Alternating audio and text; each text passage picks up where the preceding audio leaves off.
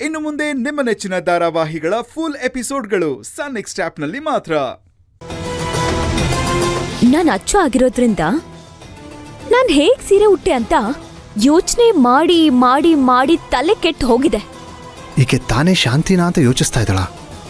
ಹಾಗೇನಾದ್ರೂ ಯೋಚನೆ ಮಾಡ್ತಾ ಇದ್ದಾಳೆ ಅಂದ್ರೆ ನನ್ನ ಮನಸ್ಸಲ್ಲಿ ಹುಟ್ಟಿರೋ ಸಣ್ಣ ಭರವಸೆ ಅನ್ನೋ ಬೆಳಕು ದೊಡ್ಡದಾಗೋದ್ರಲ್ಲಿ ಎರಡು ಮಾತೇ ಇಲ್ಲ. ಅಂದ್ರೆ ಶಂಕ್ರು, ಶಾಂತಿಗೆ ಸೀರೆ ಉಡಕ್ ಬರ್ತಿತ್ತು, ನನಗ್ ಬರ್ತಿರ್ಲಿಲ್ಲ ತಾನೆ. ಹಲೋ ಶಂಕ್ರು, ನಾನ್ ಹೇಳೋ ವಿಚಾರ ನಿನ್ಗೆ ಅರ್ಥ ಆಗ್ತಿದ್ಯಾ? ಅಮೋರೆ, ಎಲ್ಲ ಅರ್ಥ ಆಗ್ತಿದೆ, ನೀವು ಹೇಳಿ. ಇದನ್ನ ನಾವು ಸರಿಯಾಗಿ ತಿಳ್ಕೊಂಡ್ರೇನೆ ಗೊಂದಲ ಬಗೆಹರಿಯೋದು. ಶಂಕ್ರು, ಒಂದ್ ಕೆಲ್ಸ ಮಾಡೋಣ. ಹೇಳಿ ಅಮೋರೆ. ನಮ್ಮ ಮನೇಲಿ ಯಾರಿಗೂ ಗೊತ್ತಾಗ್ದಾಗೆ ನನ್ನ ಕಾಪಾಡಿದ್ರಲ್ಲ ನಾಟಿ ವೈದ್ಯರು, ಅವ್ರ ಮನೆಗೆ ಹೋಗಿ ಬರೋಣ. ಶಂಕ್ರು, ಏನ್ ಹೇಳು?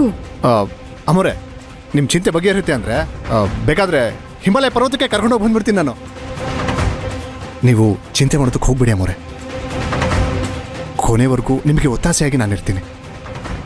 ಸರಿ, ಹಾಗಾದ್ರೆ ನಾಳೆನೆ ವೈದ್ಯರ ಮನೆಗೆ ಹೋಗಿ ಬಂದ್ಬಿಡೋಣ. ನಾಳೆನಾ? ಹಂಗಲ್ಲ ಅಮೋರೆ, ಮನೇಲೆಲ್ಲರೂ ಇರ್ತಾರಲ್ಲ. ಅದೆಲ್ಲ ಬಿಡು. ಅಣ್ಣ ಅದ್ಕೆ ನಾಳೆ ಯಾವ್ದೋ ಮುಖ್ಯವಾದ ಫಂಕ್ಷನ್ಗೆ ಹೊರಟಿದ್ದಾರೆ. ನಾನು ಹುಷಾರಿಲ್ಲ ಅಂತ ಡ್ರಾಮಾ ಮಾಡಿ ಇಲ್ಲೇ ಉಳ್ಕೊಂಡ್ಬಿಡ್ತೀನಿ. ಅವ್ರು ಹೋಗಿ ಬರೋ ಹೊತ್ತಿಗೆ ಹೇಗೂ ರಾತ್ರಿ ಆಗುತ್ತೆ. ಅಷ್ಟರಲ್ಲಿ ನಾವು ಹೋಗಿ ಬಂದ್ಬಿಡೋಣ. ಏನಂತ್ಯ? ಸರಿ ಅಮೋರೆ, ಹಾಗೆ ಮಾಡೋಣ. ಅಯ್ಯೋ ಅಮೋರೆ, ಬಂದ್ ಕೆಲಸನೇ ಮಾಡ್ಬಿಟ್ಟೆ. ಅದು ಅದಕ್ಕೆ ಅವ್ರು ಕರಿತಾ ಇದ್ರು, ನೀವು ಬರ್ಬೇಕಂತೆ. ಹಾ, ನಾನು ಬರ್ತೀನಿ, ನೀನು ಹೋಗು. ಸರಿ.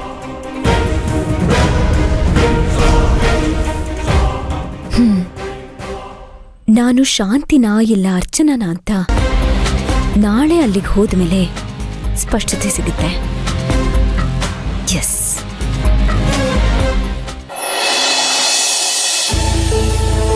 ಅಮ್ಮ, ಅಪ್ಪ,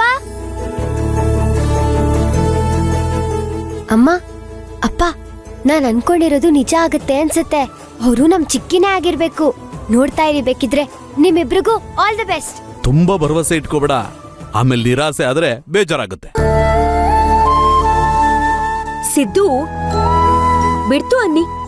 ಹೋಗೋ ಟೈಮಲ್ಲಿ ಯಾಕೆ ನೆಗೆಟಿವ್ ಯೋಚನೆ ಮಾಡ್ತೀರಾ, ನೆಗೆಟಿವ್ ಮಾತಾಡ್ತೀರಾ? ಎಲ್ಲ ಒಳ್ಳೇದೇ ಆಗತ್ತೆ, ಆತರ ಎಲ್ಲ ಏನೂ ಆಗಲ್ಲ. ನೋಡಿ, ನಾವು ರಾಘುನ ಸ್ಕೂಲ್ ಕರ್ಕೊಂಡು ಹೋಗ್ತೀವಿ ಅಂತ ಹೇಳಿ ಅಲ್ಲಿಂದ ಕರ್ಕೊಂಡು ಹೋಗೋಣ. ನೋಡ ಮಂತ್ರ, ಆ ನಾಟಿ ವೈದ್ಯರ ಮನೆಗೆ ಹೋಗ್ತಾ ರಾಘವನ ಹಾಗೆ ಸ್ಕೂಲ್ಗೆ ಬಿಟ್ಬಿಟ್ಟು ಹೋಗೋಣ. ಸರಿ. ಇದೇನ್ ಸುಶಾಂತ್, ಮಗು ನೀನೇ ಸ್ಕೂಲ್ ಕರ್ಕೊಂಡು ಹೋಗ್ತಿದ್ಯಾ? ಡ್ರೈವರ್ ಬರ್ಲಿಲ್ವಾ? ಅಣ್ಣ, ಇವತ್ತು ಆಟೋ ಡ್ರೈವರ್ ಬರಲ್ಲ ಅಂತ ಹೇಳ್ದ. ಹೇಗಿದ್ರು ನಾವು ಆಫೀಸ್ಗೆ ಹೋಗ್ತಿದೀವಲ್ಲ, ಆನ್ ದ ವೇ ರಾಘವನ ಸ್ಕೂಲ್ಗೆ ಬಿಟ್ಟು ಹೋಗ್ತೀವಿ.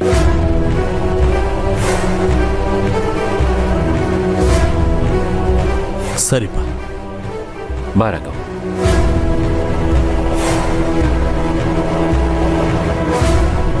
ಏನ್ ಸಿದ್ದು ಹೀಗಾಗೋಯ್ತು?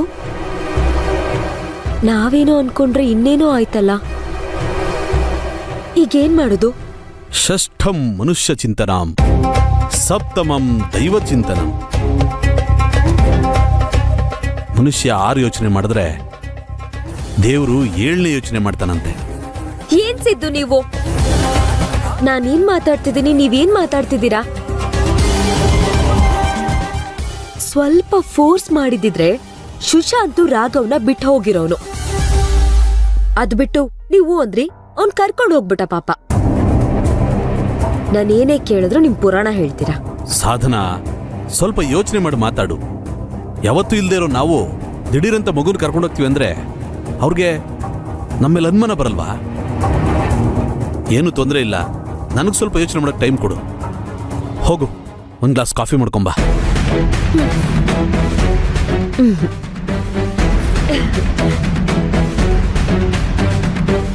ಅಪ್ಪ, ನಾನೊಂದ್ ಸ್ವಲ್ಪ ಫ್ರೆಂಡ್ ಮನೆಗೆ ಹೋಗ್ಬಿಟ್ಟು ಬರ್ಲಾ? ಹುಷಾರ್ ಮಗಳೇ. ಆಯ್ತು.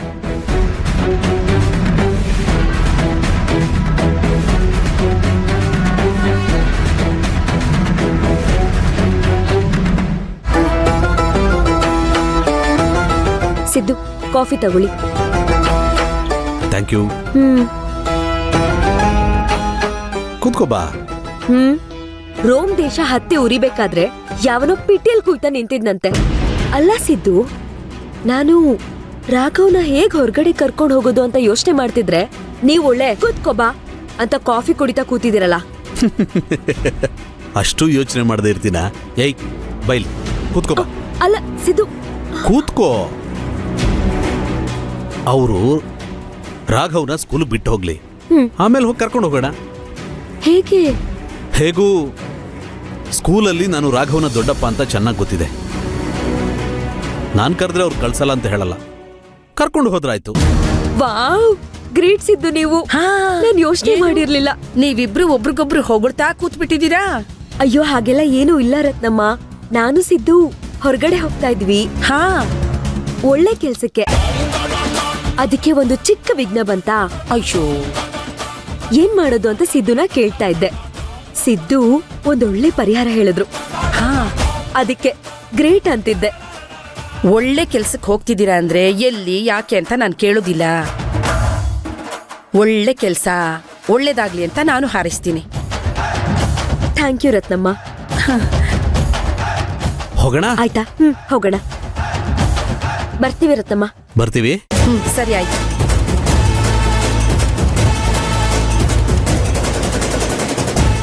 ಏನೋ ಒಂದು ಒಳ್ಳೆ ಕೆಲ್ಸಕ್ಕೆ ಹೋಗ್ತಿದ್ದಾರೆ ಇಬ್ರು. ಒಳ್ಳೇದಾಗ್ಲಿ ಗಣೇಶಪ್ಪ.